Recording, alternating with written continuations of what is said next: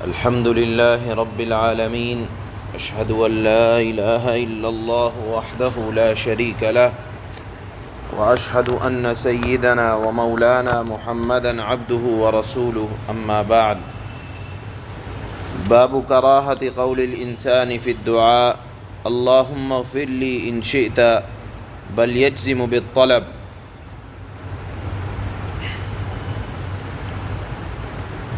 عن ابی ہریرہ رضی اللہ تعالی عنہ ان رسول اللہ صلی اللہ علیہ وسلم قال لا يقولن احدكم اللهم اغفر لي ان شئت اللهم ارحمني ان شئت ليعزم المسألة فإنه لا مكره له. متفق علیہ.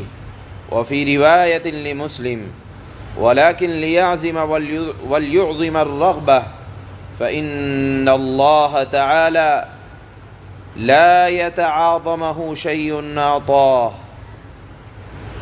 رواہ مسلم.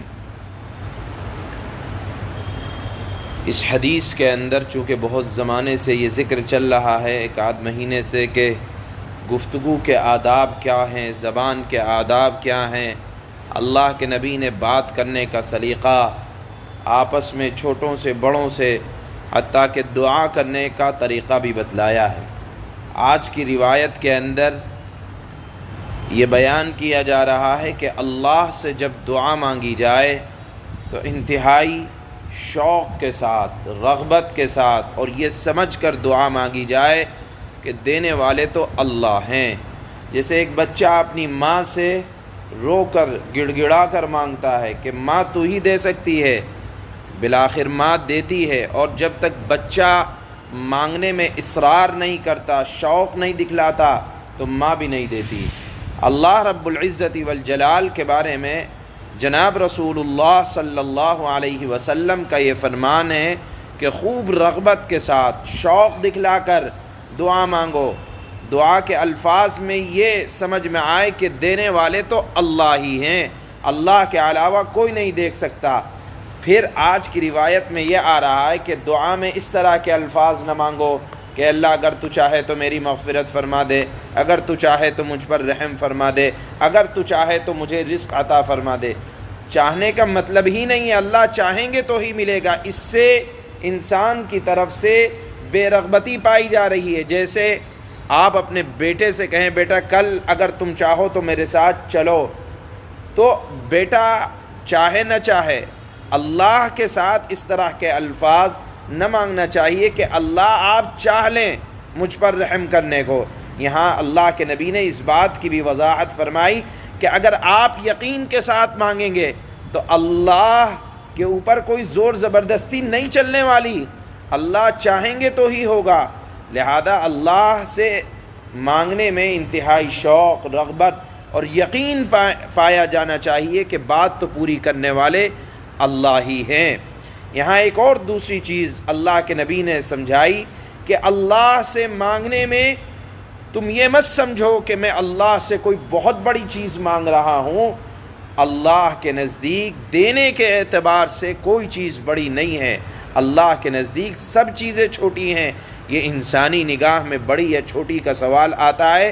لہذا کوئی بڑی چیز بھی اگر آپ مانگ رہے ہیں تو وہ آپ کی نگاہ میں بڑی ہو سکتی ہے، اللہ کی نگاہ میں کوئی چیز بڑی نہیں ہے، اللہ کی ذات بڑی ہے. لہذا یقین کے ساتھ مانگنا چاہیے کہ اگر ہم مانگیں گے تو عطا اور ملنے والا تو اللہ ہی کے دربار سے ہے. انسان کا اس طرح کہنا مکروہ ہے کہ اے اللہ اگر تو چاہے تو مجھے بخش دے، بلکہ اللہ سے یقین کے ساتھ درخواست کرنا چاہیے کہ اللہ ہی ضرور بخشیں گے. حضرت ابو ہریرہ رضی اللہ تعالی عنہ سے روایت ہے کہ نبی کریم صلی اللہ تعالی علیہ وسلم نے ارشاد فرمایا، تم میں سے کوئی شخص یہ نہ کہے کہ اے اللہ اگر تو چاہے تو مجھے بخش دے. اس جملے کا مطلب یہ ہے کہ دعا خوب یقین سے مانگنا چاہیے، کمزوری کا اللہ کی طرف سے اظہار نہ ہو کہ اگر اللہ چاہیں تو مجھ پر رحم فرما دیں، اس طرح کا اظہار نہ ہو، بلکہ یقین ہو کہ اللہ ضرور میرے اوپر رحم کریں گے۔ ارشاد فرمایا تم میں سے کوئی شخص یہ نہ کہے کہ اے اللہ اگر تو چاہے تو مجھے بخش دے، اے اللہ اگر تو چاہے تو مجھ پر رحم فرما دے۔ اور دوسری روایت میں آتا ہے اللہ کے نبی نے فرمایا اس طرح دعا نہ کرو کہ اے اللہ اگر تو چاہے تو مجھے رزق دے دے، بلکہ اللہ سے یقین کے ساتھ سوال کرو، دعا کرو، اس لیے کہ اگر آپ یقین کے ساتھ اللہ سے دعا کریں گے تو اللہ کو کوئی آدمی مجبور کرنے والا نہیں ہے۔ بخاری اور مسلم کی یہ روایت ہے، اور مسلم کی ایک روایت میں ہے کہ یقین کے ساتھ دعا مانگے، رغبت کا خوب اظہار کرے، شوق دکھلائے، اس لیے کہ اللہ تعالیٰ کے نزدیک کوئی بھی چیز دنیا کی دینا یا کوئی بھی چیز جس کا سوال کیا گیا ہے مانگنے والے کو دیتا ہے، یہ اللہ کے لیے کوئی بڑی بات نہیں ہے۔